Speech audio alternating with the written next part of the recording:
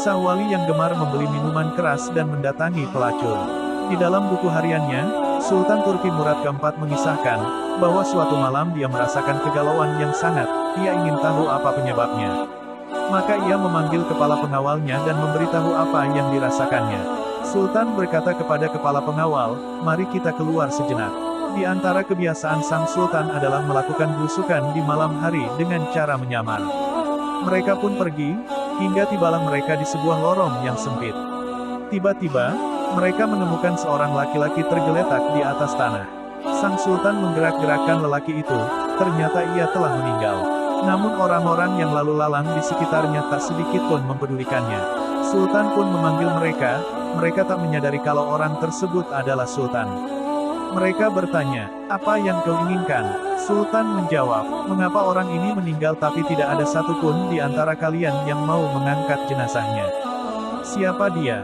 Di mana keluarganya? Mereka berkata, orang ini zindik, suka menenggak minuman keras dan berzinah. Sultan menimpali, tapi, bukankah ia termasuk umat Muhammad Shallallahu Alaihi Wasallam?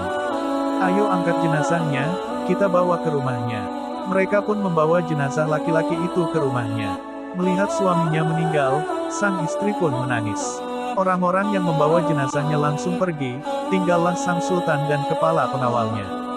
Dalam tangisnya sang istri berucap pada jenazah suaminya, semoga Allah merahmatimu wahai wali Allah. Aku bersaksi bahwa engkau termasuk orang yang soleh. Mendengar ucapan itu Sultan Murad kaget. Bagaimana mungkin dia termasuk wali Allah sementara orang-orang membicarakan tentang dia begini dan begitu.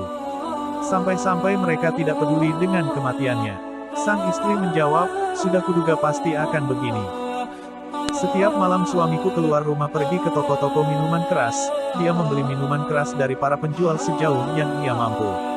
Kemudian minuman-minuman itu dibawa ke rumah lalu ditumpahkannya ke dalam toilet, sambil berkata, aku telah meringankan dosa kaum muslimin.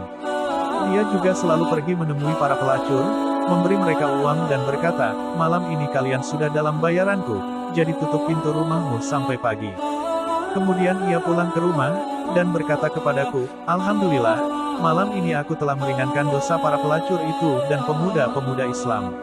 Orang-orang pun hanya menyaksikan bahwa ia selalu membeli khamar dan menemui pelacur, lalu mereka menuduhnya dengan berbagai tuduhan dan menjadikannya buah bibir.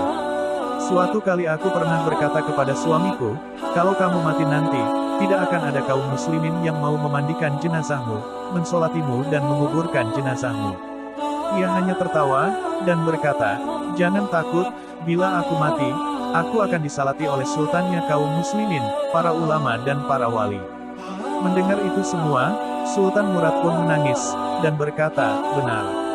Demi Allah, akulah Sultan Murad, dan besok pagi kita akan memandikannya, mensolatkannya dan menguburkannya.